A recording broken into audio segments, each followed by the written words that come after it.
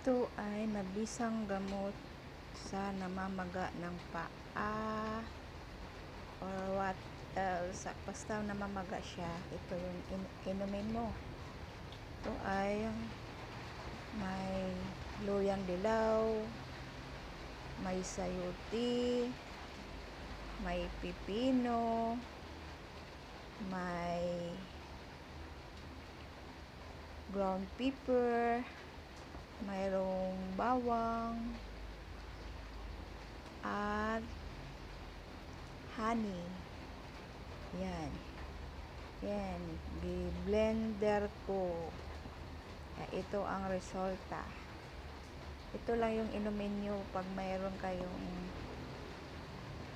namamaga na paa, kamay, or what. Ito inumin nyo. That's all.